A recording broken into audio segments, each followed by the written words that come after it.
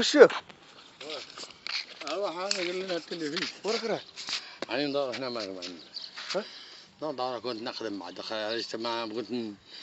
نساق واحد الشجره قلت نهزها لقيتها يابسه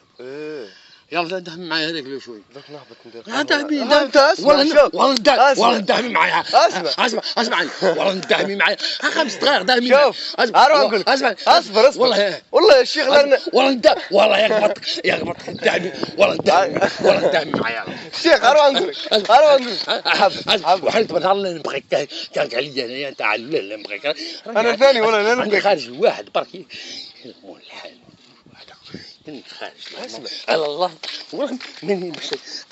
خارج إذا كان نعرف مول المال تعرف أنا مش على ناس معناتها كيما أنت ولا أنا معناتها كاع الشباب هذي على مول المال اللي تسكن في الأرض أنا وما تخلص راني خارج لأحمد مول الحانوت معناتها هو الاستراتيجي على خاطر هو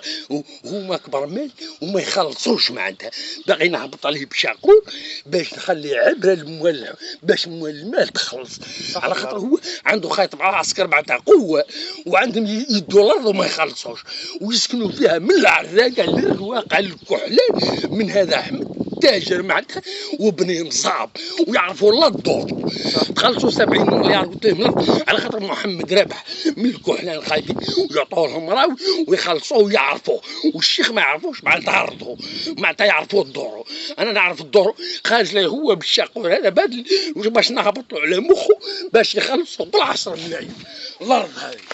خارج جربوا باش تعرف انا اللي دار قوه انا نقتل القوه ونقتل الجنرالات ونقتل اصحاب المال نهبط على دماغهم مش لذاك باش يعرف الارض يدوها ما يخلص هذه ما يخلص ويسكن اروح اسمع قلت لك ياك باين الشيخ الارض 35 سنه ضارب بالقحبه التجار انا قلت دخان يدوا الارض وتسكن فيها الرواقه وتسكن فيها اصحاب المال كل تجمل دايرين نيت بزنيس دايرين دوك الرجال قصعه ونجي عثمان هاي قال لك احمد نخلص قال لك احمد قال لك نخلص قال لك راني